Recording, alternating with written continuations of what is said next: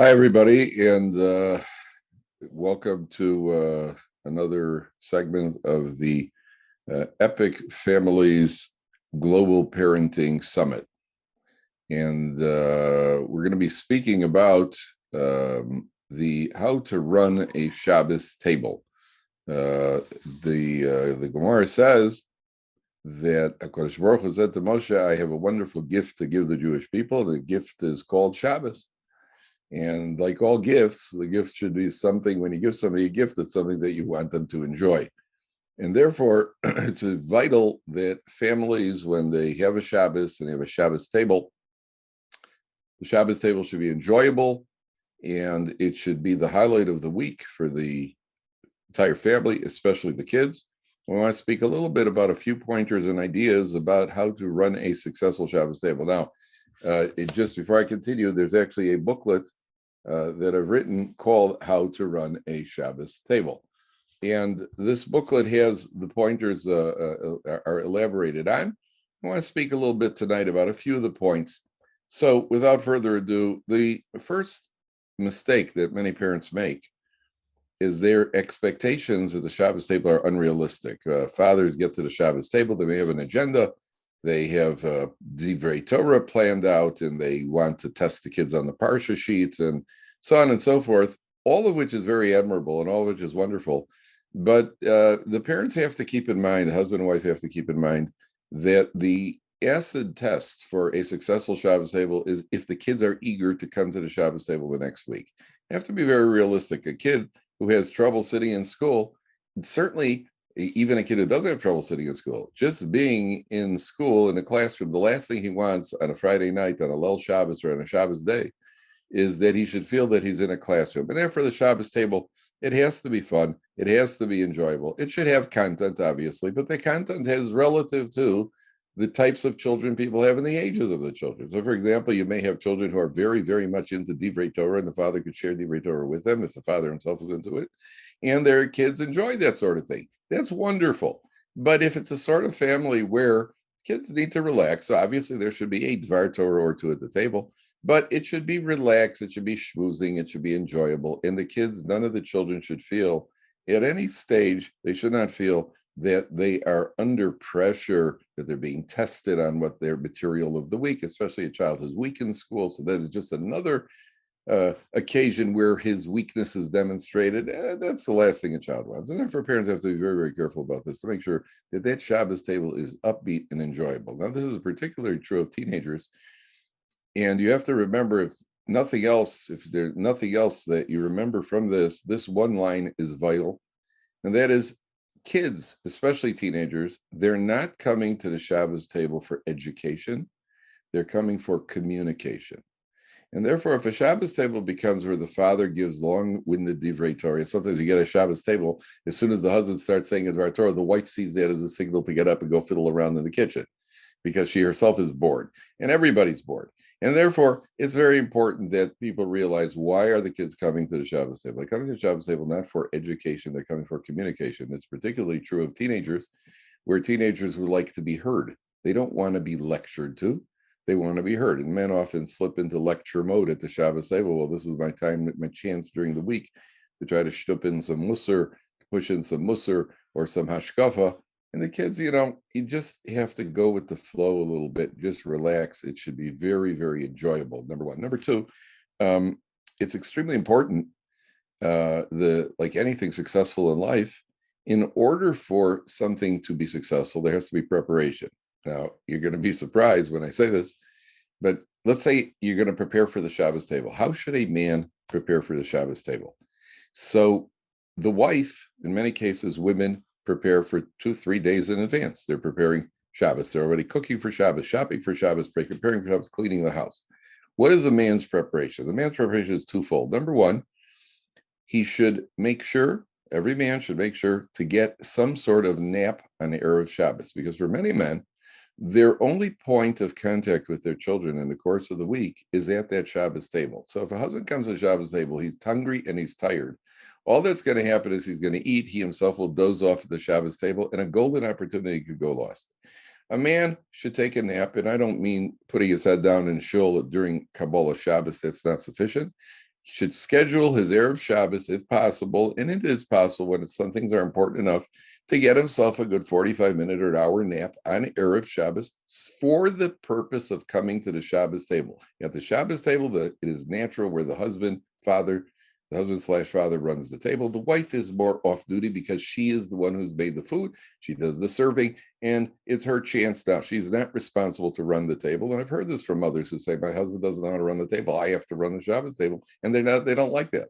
So the man has to prepare. One of the preparations is to make sure he comes to Shabbos table fresh, whatever it takes, number one.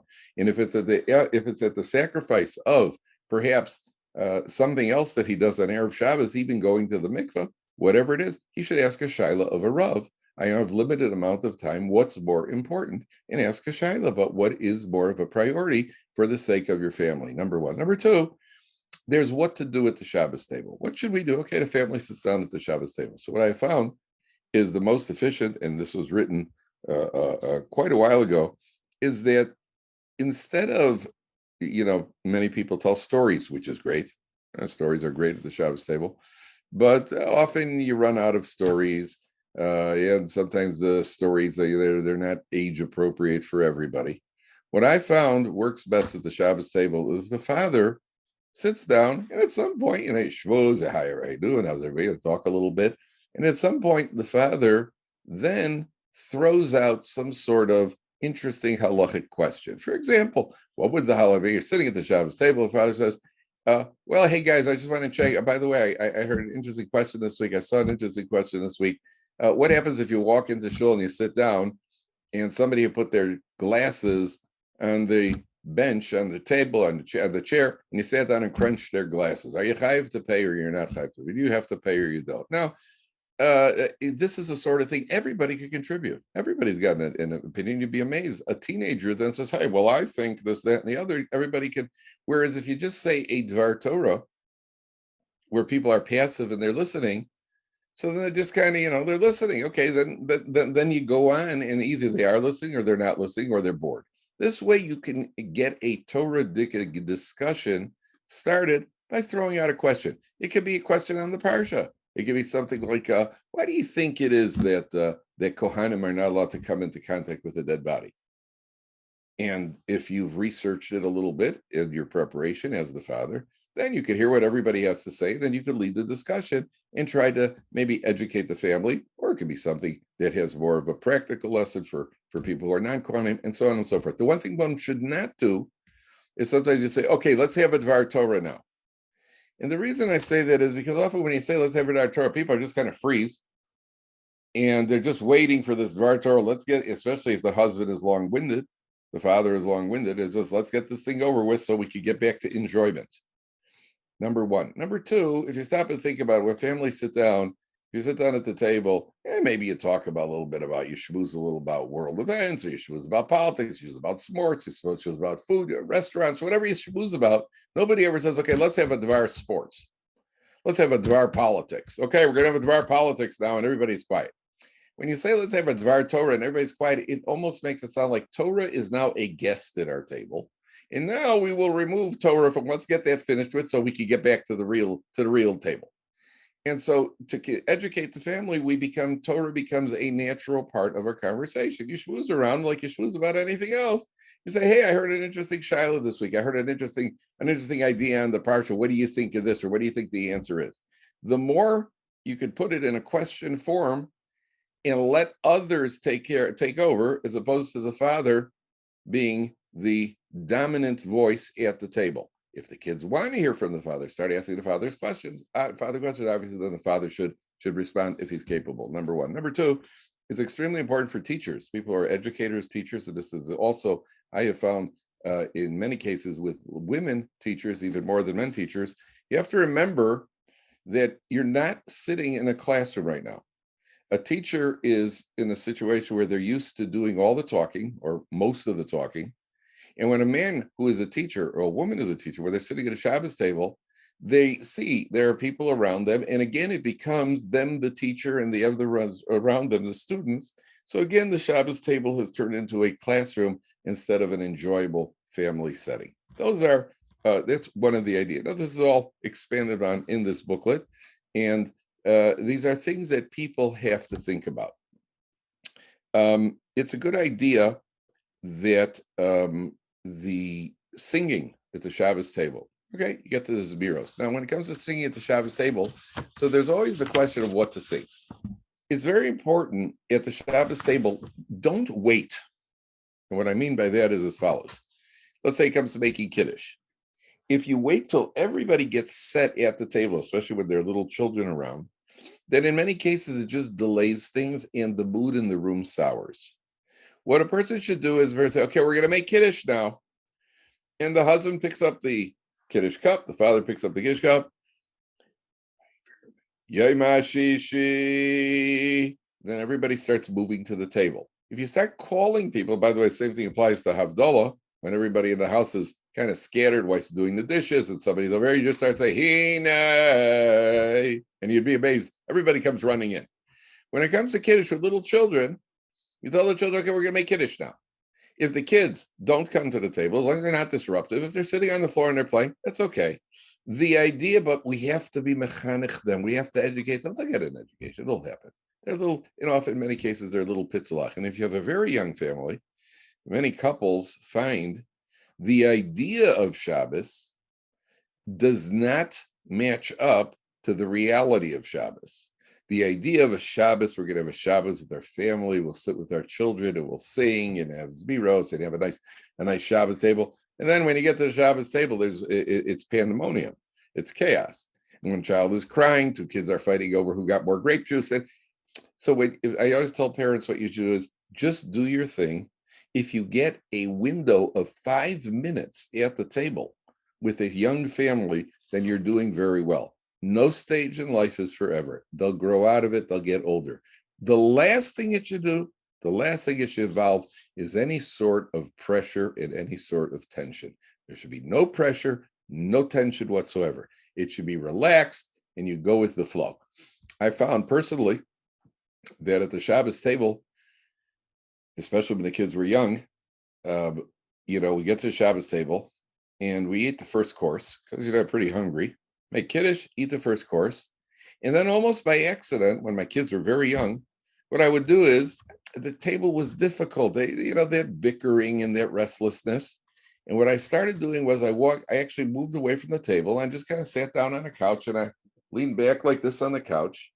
And I either sang or started telling a story or a maisa something. And as I did that, the kids started gathering around. And it was much more relaxing. And then the little ones start going to sleep, things start calming down, and you go back to the table. Sometimes it's just the husband and wife when the kids are young, which is fine also. And sometimes it's the older kids now have a little bit of quiet, there's less background noise, and they're able to sit in the Shabbos table and enjoy things with their parents. When it comes to singing, the same thing.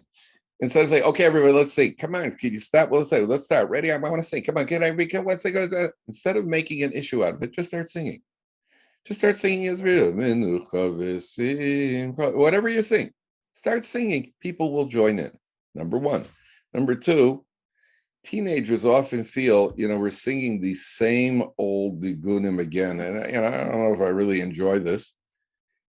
Have the teenager let the teenager choose the Zemer to sing with his niggun. And that way, it doesn't feel like they're sitting at a table with an old-fashioned tune and an old-fashioned niggun. They're sitting at the table. They're able to contribute. They're able to determine what the niggun is. The argument that something, but I'm the father and they're supposed to be listening to me, we're not talking about how things should be. We're talking about how things are. And if we're shooting for a goal where we want an enjoyable Shabbos table, and obviously, like I said earlier, the more Torah at the table, if you have an ideal, the family is just an ideal, everybody just wants to share Divrei Torah at the table, that's great, that's wonderful.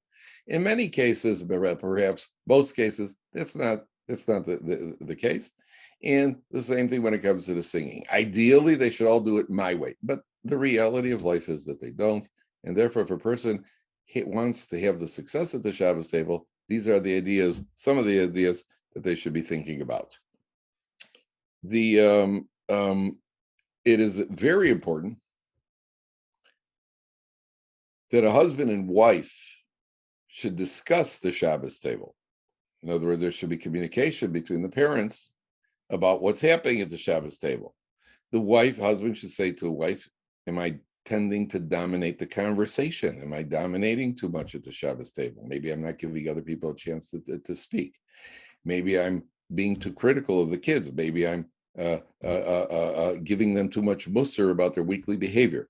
You have to be willing to, the husband especially, has to be willing to be open to the criticism without taking it personally, without getting insulted, because we're trying to accomplish something important, and allow the wife to tell the husband, this is what I think should be done at the Shabbos table. The question that many people have, what about guests? Where do guests fit in at the Shabbos table? And this is also very, very tricky. People have to know that, when I say guests right now, I'm not talking about kiruv per se. I'm not talking about outreach. I'm talking about just having guests in general. And one has to know that if you have guests at the Shabbos table, guests have to know that as parents, your Shabbos table is for your kids.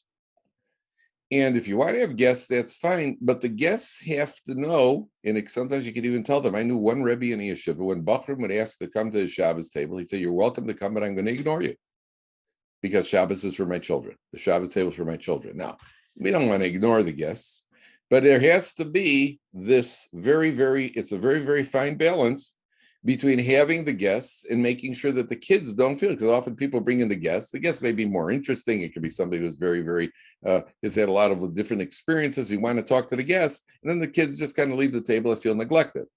Now, some families break it up. Friday night they only have with their children, and then the Shabbos day Suda they do with the guests. Whatever the case is, it has to be monitored very carefully. Parents have to discuss it, and they have to monitor how much time are they putting into their children, how much time are they putting into the guests. When it comes to kiruv rechokim, when it comes to outreach, Shabbos table, believe it or not, is not the time to discuss with them various fundamentals of Judaism. How do you prove Torah is Sinai, and how do you prove that we don't come from gorillas, and so on and so forth. That's not, because for many Bali Tshuvas or potential Bali Tshuvas, the best form of kiruv is to have them come to a Shabbos meal. Obviously, it's got to be good food. And they come to the Shabbos table, and at the Shabbos table, they see how a Frum family interacts. That has more of an effect on them than anything else. Obviously, the Shabbos table has to have good food, lots of good food. And if you want to keep your teenagers at the Shabbos table, the more you have for dessert, not cake, but you have various snacks, nuts, crunchies. Teenagers love that sort of thing. The more you have and the more variety you have, the longer they're going to stay at the table. And the longer they stay at the table, the more chance you have to communicate with your family. So these are only a few of the points. If somebody would like to elaborate on it, you can feel free to email me personally and at Dovid B. Kaplan at gmail.com. That's Dovid, Dovid B. Kaplan, Kaplan at gmail.com. If you're interested in this booklet that can be gotten through the Epic organization, you'll be able to get it through them. And it is a gift that HaKadosh Baruch Hu has given us, and therefore it is our responsibility to make sure that we use the gift properly, and that the Shabbos table is always enjoyable for ourselves, for our family. And if we use the Shabbos table properly, that becomes the foundation of a successful Torah family.